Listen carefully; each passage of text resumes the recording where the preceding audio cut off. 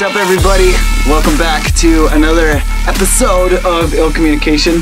Today I'm joined by Church of Bass veteran Reverend Stephan Jacobs. That's me. Yeah, he's in San Francisco playing music and making things and doing all kinds of cool stuff. And yeah, he's nice enough to take time out of his busy schedule to come by the furry room and kick it. Cool, man. So it's great to see you. Yeah. How you been? You doing all right? I'm good. Yeah. Just doing this West Coast run right now with Jensen and Dirt Monkey. Sweet. I'm stoked I got to come hang out with you. It's Sweet. Definitely one of my favorite people. As you can see, we have a hoodie together. Yeah, we have a hoodie. See, there's a track. Your name's actually on it. I realized that Here, after. I think right there. where is it? It says Yeah. New Stephan Land. Yes, New Stephan Land. That was his section when One we were of my making the sections. track. It's pretty embarrassing that the hoodie's out and the track's not done, but I've been really getting kind of, I don't know, man. It's a good one. I really want to do it justice, so I've, I think, re-engineered the entire percussion like 3 or 4 times. He hasn't even heard it. He's just like, fuck this guy. It's so late. But I'm a quicker, like, I like to get it done and out while it's fresh, you know. That's more my attitude on it, you know. yeah, but yeah, I got a whole EP kind of songs in a similar vein, so Bounce. we'll see. Yeah, we'll see what we just got to finish it first, and then we'll figure out what it's where it's gonna come out. But soon you will be able to listen to this hoodie. Soon, I swear to God. Oh, I feel like my head's still hitting the roof and I'm sitting down. Yeah, totally. It's very small in the furry room. Oh my goodness. Just so you get some perspective on the room here. Yeah, it's a very small and me, room. I'm a fucking giant. Oh, You can swear, dude. Oh, okay. It's totally fine. So It's totally I'm fine. sitting here. Yeah. All right. Let's chilling. So Stephan, where can people go listen to your new music, and what new music should we be listening to? There's a bunch of projects in the works. I've been, in some respects, a little MIA from the electronic music scene over the last year and a half. Been developing a couple new projects. I did just release a new EP called Pixeltopia on Simplify Recordings, and it's true to my sound, you know, in the vein of my eclectic, melodic, bass-heavy electronic music, you know, with vocals and. It's good stuff. Yeah. So I went in the same direction in some respects with that EP. And I have a new project forming called Psychedelic Tractor that I've been working on for actually about 6-7 years with one of my really good friends, Deepak. And Saneev has actually been helping produce it too. It's more of a band project, and I play the keys. Psychedelic Tractor. Yeah. I like it. Yeah, it's like... So is it like a tractor that you DJ on, or a tractor that you drive, or it's both? like it's spelled like tractor that you drive, because it's like tractor music is what I think, because it's Deepak sings and plays guitar, and it's borderline folky, but it's really cool. Like, he's good, and I'm excited. It's the first I've heard of this. Yeah, That I know. sounds crazy. Yeah, totally. I'll play some of Psychedelic the Tractor. Yeah, I'll play some of the tunes. Kind of seems like a vehicle you should probably not drive on psychedelics. What if you're on it while you're on psychedelics and not driving? Yeah, maybe you could go on a psychedelic tractor ride. Like, That would be fucking Yeah, that tight. would be pretty good. I probably have already. Probably at Yeah, some point. I think at I some have. point. Yeah, there's that big tractor with the house. It pulls it behind it. Oh, It was Burning Man. Yeah. Yeah, I've been on that. Yes, that's a psychedelic. It is a tractor. but I have psychedelictractor.com. Nice, sweet. Got it staked out. Totally. So we have a couple tracks on SoundCloud, not the newest ones, but that's in the works. Hoping to have at least the full length produced by Burning Man. That's kind of my goal, and then figuring out the live set and other things. We had our first show at LIB, and this is actually the first time I'm talking about That's it. Lightning in a Bottle, for Yeah. those of you who are not on the West Coast. It's yeah. a festival near Los Angeles put on by the Do Lab, and it's pretty Spesh. Sweet, cool. So, when you're making these tracks, how are you incorporating? Like, how does the whole instrument live show? Like, what's the flow from conceptualization and jamming to For my live stuff or for performance? Psychedelic Tractor? Well, why don't you talk about your stuff first? Okay, yeah. Tell us the story of a Stephan Jacobs track, from a glimmer in the eye to a packed dance floor. Okay, so I would say it usually just starts like with an idea. I'll start a lot of ideas and then slowly mold them. Like, I slowly mold the ones that I feel are in the vein of what I want to stand behind.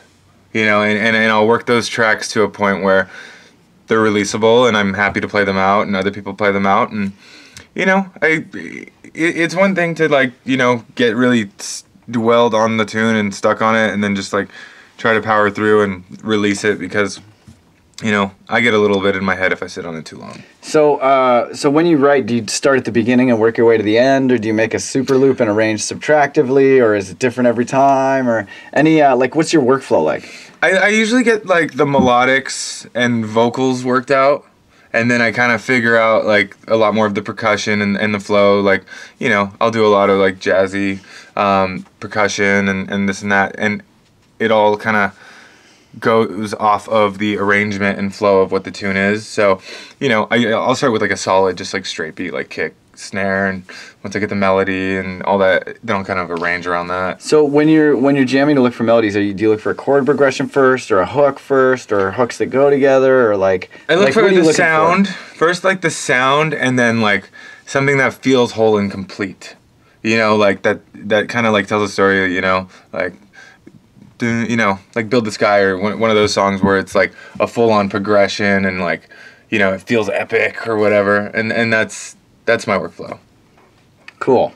So melodies first, and then get it from there. Any tips on? Because I mean, it's fairly straightforward to get a track to the middle of the process, but finishing is a real problem for a lot of people. And you're very extensive discography. Any advice for people on taking tracks from idea stage to finish stage? Well, there's a couple. Keeping yourself organized is really important. Having your hard drives, your files, all of that organized, and the sounds you've already made. And then I go as far as to like key out my tracks and know that like, maybe I'll have one idea, and then another track I've started has something kind of in the same key, and I can think like, oh, what if I try that vocal on here?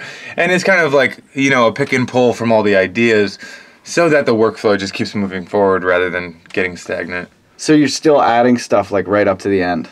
Pretty much, and then the mix down, and and I'll usually add, and then take out as much as possible. And get every like sound to be isolated, and I know you do that too. Like, yeah, we've worked together, so it's like, talk about picky. So how do you know when it's done? When are you like, that's finished? When I'm over it. You're over it. You just get sick of working on it. Yeah, kinda. Or I don't release it. It's just like, okay, I'll put it to the wayside, and then like, all right, next, and then maybe I'll come back around, re-inspired. Cool. Mm-hmm. All right, so what's a technique that you wish you knew like 5 years ago? Oh, okay, that's a good question. Technique that I wish I knew 5 years ago. There's a lot of them. Okay, just pick some. Okay, yeah. It doesn't have to be one. Okay. It could just be a technique. Or a couple. Cue the Jeopardy music. I wish I knew how to treat vocals like I do now, then. Because I've learned from you, I've learned from a lot of people, YouTube, and I mean, I feel like a lot of my specialty kind of lies in that realm now. I even get hired on the side as an engineer to do. Oh, that's cool. To do that stuff, yeah. Cool, engineering vocals, nice, man. That's not easy. Gotta get that money. It's real. It's like a subtle art doing vocals, because you want them to sound like they're just nothing happened to them and they're just magically perfect. And that's so hard. Yeah, like, totally. Your lefts, your rights, your centers, your half pans, all that shit, and getting them all like in the right groups and with the right effects and tuning everything and EQ, So, are any plugins that you're using for this vocal work that you're stoked on? Okay. Well, my process it goes a little bit like this. So I'll have like my tracks, and then I'll house them within a group. And in the tracks, I'll have them EQ'd like how I want them. I'll even do actually more of the reverb directly on the track rather than using the returns because of how much automation I'm doing. I use the Ozone reverb. I'll use actually the Ableton reverb sometimes too. CLA vocals I'll usually put on the actual group. And that's from the Waves one. Waves, CLA vocals. Okay. I also like the CLA 2A on top of that on the group. And then in the tracks itself, I'll auto-tune them or melodyne them. And then I'll bounce it to audio, and then I'll put a little bit more effects to blend the auto tune. It's like taking out every breath, and putting a fade in between every little thing. Like people have no idea how much. Yeah, a lot of scissors, a lot of fading things. Yeah. Cool. Okay, so how do you pick up new skills? Do you have tutorials that you watch, or any recommendations of places people can learn about production? There's the Producer Social in LA and now in SF. That's been really helpful.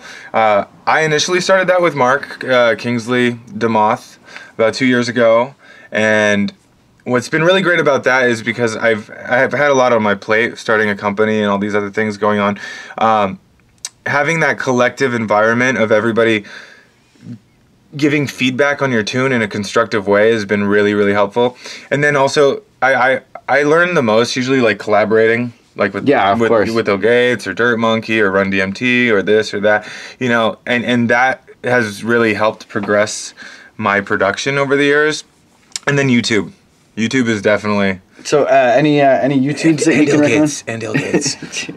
But yeah, any YouTubes you can recommend? I've seen Mr. Bill's got some good stuff. Yeah, he's the best. Yeah, he's the king. One of the best vocal treatment tutorials I saw was actually of Dirty South. Okay, that was a good one. I haven't seen that one. I'll have to check it out. That was good. That's where I figured out the CLA, the vocals with the 2A, and it actually really works nice.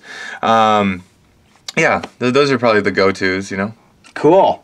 So you got some pretty sweet music-related tattoos. Care to show them to us? Oh, it's just a treble. Check it out. We got treble, bass. That's awesome. Looking good. Cool. So you're touring with Jansen and Dirt Monkey right now. So are you guys like, what kind of tour is it? Are you driving? You flying? What cities are you doing? Well, I flew to here, and we have a pretty nice van. And it's a humble tour. It's not big drives. It's SF to Sebastopol today. It's like, 2 hours, 2.5 hours? Yeah, it's pretty easy. And then Sebastopol's close. Then we go Portland, SF, Missoula, Idaho, and then I fly back to LA. Okay, cool. So any advice on touring? Take vitamins. Try not to stress out. I mean, I've in the past, I'll be real, been a diva a little bit, and I've been humbled to know that, it's like I'm in it for the music. All I care about is making good music, and I want to share it. Just don't let your ego get in the way. I think that's the biggest touring advice, because cool. If you want to make friends and all that shit, the last thing they want is somebody with an ego. It's important stuff. And it's like, I find it, whenever I'm touring, you always land, and the runner or whatever who picks you up, one of the first things that they'll do is tell you really good stories about all the DJs and how cool they think they are, and man, you just get an earful every time you land. Yep. Find out who needs their name on the dressing room door before they'll enter it, and other red Skittles and a glass and all that shit. So yeah. I used to be more like that. Now I just plug in and I'm pretty lo-fi. As long as the go-go dancers don't finish my booze before I get off stage. That's always the best. You get off and it's just like, it's fucking glitter everywhere and no alcohol. Was it you who called glitter the... Rave herpes. That's rave right. herpes. I was wondering where I heard that. I glitter is rave herpes. And actually, Dylan and I got to know each other really well on Church of Bass tour. We did a nationwide tour. Yeah, it was super fun, man. That was like my first time headlining, and headlining my own tour. Mm-hmm. And Stephan was the co-headliner support act, and we went all over and we bonded over being Canadian. Yes, totally Canadian as well. Yeah, we have a lot of Canadians on the show. It's there's a lot of people who move here to do music, make it happen. It's definitely I don't know a popular why. There's healthcare. There's all kind of. Yeah, seriously, I miss it. I miss the healthcare. Just I remember one time I accidentally drank someone left what's that stuff called? The antiseptic begins with the H in the brown bottle normally. I forget what it is. But anyway, someone left some antiseptic in a water bottle in my... You can put it on the YouTube, like the little pop-up. Yeah, but I ended up... Or hydrogen peroxide. Oh, okay, yeah. I chugged a bunch of hydrogen peroxide by accident. And it's Canada, so you could just call an ambulance. And they just drove me to the hospital. It's all free. They're really friendly. And they were like, oh, yeah, you're probably fine. You're drunk. And then that was it. Yeah, that was it. Well, I was brushing my teeth, right? So I didn't, someone had left it in the bathroom. Oh, man. Oh. But yeah, you could just call an ambulance like willy-nilly in Canada. It's no big deal. It's amazing. Here it's like the most expensive taxi you can take. It's like for 10 grand or something. Take an ambulance. It's Yeah, totally. shocking. I've heard people going like losing all their house and this and that. Yeah, totally. Retarded. Yeah, it's crazy, man. But I do love America. I love do. America too. And they got the Obamacare now. It's pretty cool. Yeah. Moving forwards. It hasn't turned into a communist 1984 or anything after they got health care. So Yeah, totally. keeping it moving, it moving. But yeah, cool. Well, hey, so if you had, you've definitely been through the music industry for a bit now. You've climbed to the lofty heights. Is there any advice you would give a young Stephan Jacobs, like say age 20? Invest accordingly. Invest accordingly. Okay, what does that mean? I mean, just think about if you really want to be a successful business model as a musician, you kind of got to treat it like a business. I'm realizing, It's true.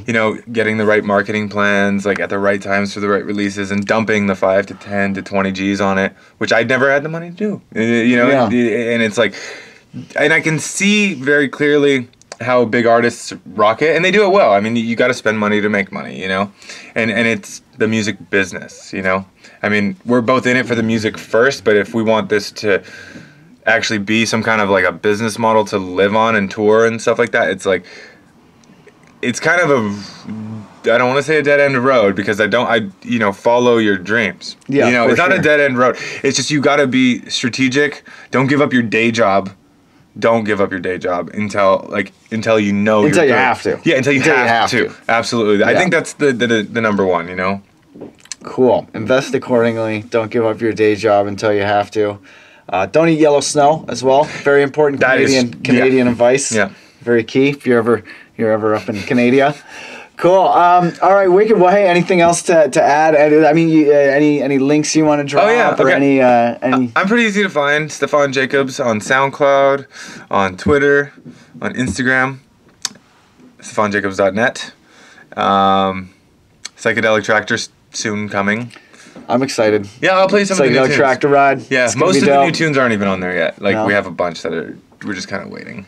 Cool. Yeah. So Psychedelic Tractor, and then I guess next time we'll have to talk about your company that you started. You started a top secret new company. It's pretty cool, but totally top It's been secret. a lot So of work. We'll have to have you back on the show once the cat's out of the bag there.